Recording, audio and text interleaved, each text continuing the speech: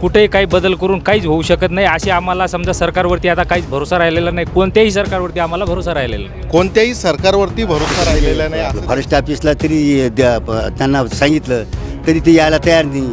ज्यावेळेस माणसं मरल त्यावेळेस आम्ही येऊ असं स्पष्ट म्हणतात. ते मागे घटना घडली होती. एक घटना घडली. आता आमच्या शेतात आज बी तुम्ही चला, मी तुम्हाला वाघ दाखवतो. नमस्कार, मी राजेंद्र भोसले. मंथन मराठीची टीम ही कालीमठ फाटा इथे आलेली आहे. इथे कालीमठ फाटावरती एक हॉटेल आहे आणि या हॉटेलवरती काही नागरिक इथे बसलेले आहेत. आपण त्यांच्यासोबत चर्चा करूया. नेमका त्यांच्या विधानसभेचा आमदार जो बनणार आहे तो कसा त्यांना अपेक्षित आहे, किंवा त्यांच्या गावाचे त्यांच्या तालुक्याचे नेमके काय प्रश्न आहे, या सर्व प्रश्नांचे उत्तरं आपण या नागरिकांकडून जाणून घेणार आहोत. काका, काय नाव आहे तुमचं? काय नाव आहे तुमचं? मुलचंद शंकर राठोड. काय तुमची कुठल्या गावाची? ते करमतांडा. काय समस्या आहे ती करमतांड्याची? समस्या भरपूर आहे. समस्या काय, रोड नाही, पाणी नाही, सुरक्षित भिंत नाही. आम्ही सर्व वाघाचं परिसर आहे आमचं. आमच्या शेतात आज वाघ फिरतोय. त्यांना कोणी आम्ही तिथं म्हणजे आपलं फॉरेस्ट ऑफिसला तरी त्यांना सांगितलं तरी ते यायला तयार नाही. ज्यावेळेस माणसं मरल त्यावेळेस आम्ही येऊ असं स्पष्ट म्हणतात. ते मागे घटना घडली होती. एक घटना घडली. आता आमच्या शेतात आज बी तुम्ही चला, मी तुम्हाला वाघ दाखवतो. बरं, याची तक्रार तुम्ही वन विभागाला किंवा दिलं. उद्धव साहेब आपलं उद्धव आमदारनी फोन केलं त्यांना, तरी बी ते ऐकायला तयार नाही. आम्ही येतो म्हणून सांगितलं, काही आली नाही. आमदार वगैरे यांच्या कानावर टाकलं होतं. आमदारनी त्याला प्रत्यक्ष फोन केलं मॅडमला. मॅडम सांगायला लागली माझी बदली झाली, माझ्या जागेवर दुसरी कोणी येईल त्यावेळेस आम्ही पाहू. आतापर्यंत काही आले नाही. एखाद्या माणसाचं मर्डर होईल त्यावेळेस ते येतील. सरकारी कर्मचारी मोकळं होतील. आमदारांचं किंवा हे आपले जे लोकप्रतिनिधी त्यांचं कावर ऐकत नाही, हो वचक नाही राहिला. नाही म्हणजे कसं राहतं, आता आम्ही सांगून सुद्धा ते ऐकत नाही. म्हणजे असं विषय झालेले आहे, तुम्ही फक्त सांगा आणि मग या टायमाला येतात. ज्या टायमाला मतदान होतात त्या टायमाला येतात आणि भाऊ मतदान याला सिटीला करा, शिवसेनेला करा, त्याला करा. म्हणजे असं ही समस्या फक्त अडकून पडलेली आहे समस्या. तुम्ही सांगून थकलेले तरी समस्या तुमच्या सुटत नाही आहे. काय सांगशील बंधू? आताच आमच्या वरिष्ठांनी सांगितलेलं. आता ही प्रकरण म्हणजे याच्यावर शासनाने याच्यावर निर्णय घ्यायला पाहिजे. आणि परत आपल्या घाटामध्ये एक वानर आहे, ते वानराने जवळपास इथं 7-8 माणसाला घायल केलेलं आहेत, जखमी केलेलं आहेत. तर त्या वानराला पण धरून नेण्यासाठी शासनाला तिथपर्यंत न्यूज गेलेले. या वन विभागाच्या संबंधित हा प्रश्न आहे, ते बिबट्याचा प्रश्न आहे. वन विभागाचे ते वानर इथे रस्त्यामध्ये फिरतात का, अनेक नागरिकांना त्रास देत आहेत. या व्यतिरिक्त तालुक्याच्या काय समस्या आहे? तालुक्यामध्ये एखादी इंडस्ट्री नाही आहे, एखादी कंपनी नाही आहे. तालुक्यातील बहुतांश जो मॅनपॉवर आहे, जे रोजगार आहे, तो बाहेर जावं लागतं. तरुण मुलांना बाहेर नोकरीसाठी जावं लागतं किंवा ऊस तोडीसाठी बाहेरच्या जिल्ह्यामध्ये जावं लागतं. तर तुम्हाला असं वाटत नाही की इथे कुठला तरी रोजगार उपलब्ध व्हावा? आमच्याकडे प्रायव्हेट शिक्षण कन्नड कारखाना चालू आहे, बारामती ॲग्रो म्हणून. इथं पण बाहेरचे लोक येतात ऊस तोडीला आणि आमचे सुद्धा लोक जातात. आमच्याकडे जे समस्या आहेत, इथं ऊसतोड कामगार फार कमी आहेत. बाहेरचे जे लोक येतात तिथं ऊसतोड करतात. आणि आमची जी समस्या सगळ्या शेतकरी जी आहे, सगळ्या जर आहे तर बिबट्या म्हणजे इथून तर इथं 5 किलोमीटरच्या सहवासात आहे. गेली 1.5 महिने 2 महिन्यापूर्वी घटना घडली, त्यानं जागेवर त्यानं हे केलं आहे. ती समस्या वारंवार सांगितल्यामुळे सुद्धा आता आजपर्यंत कोणी वनरक्षक इथं फिरकला नाही आहे.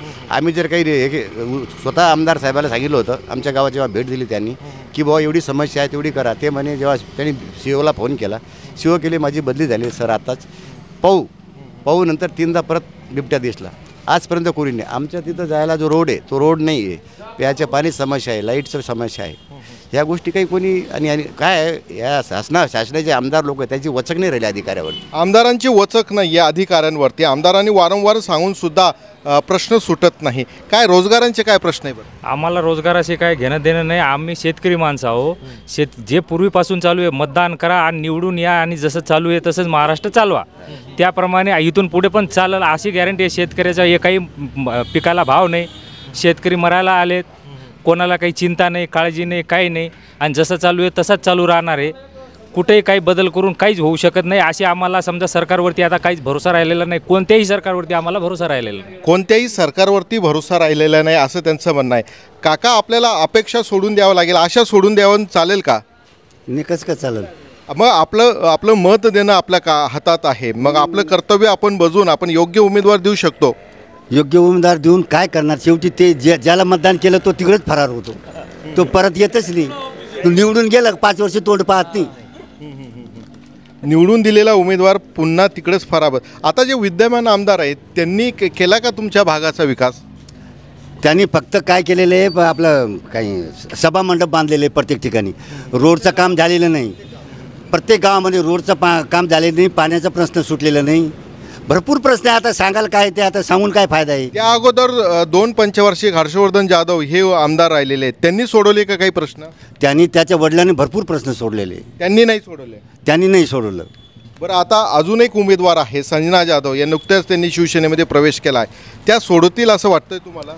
आता अंदाजे वाटतील म्हणून, पण आता इथून पुढे काय होतं ते काय सांगता येणार नाही. अंदाज बी तसं झालं तर मग काय करणार त्याला?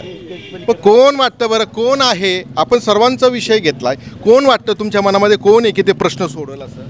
आपल्या इथं कन्नड विधानसभा मतदारसंघात जेवढे उमेदवार आहे तेवढे उमेदवारमध्ये आता एकनिष्ठ म्हणजे उमेदवार उद्योजक मनोज भाऊ पवार हे आपल्याला करतील. कारण की ते उद्योजक म्हणून शेतकऱ्याचे बी प्रश्न सोडवतील. आणि इथं आपल्या कन्नड तालुक्यामध्ये एक खंबीर उमेदवार असं पाहिजे आपल्याला, आमदार म्हणजे डॅशिंग माणूस पाहिजे आपल्याला. ते एक मनोज भाऊ पवार आपल्याला वाटतं की करतील, शेतकऱ्याचा प्रश्न सोडतील. कंपनी इथं जो आपली MIDC आहे, MIDC प्रयत्न चालू आहे. मनोज भाऊ पवार यांचं MIDC वगैरे आणणं करणं सगळं चालू आहे डिपार्टमेंट.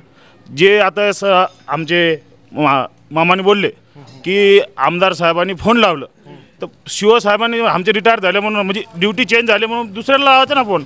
दुसऱ्याला फोन लावून सांगायचं, तात्काळ मदत करायची.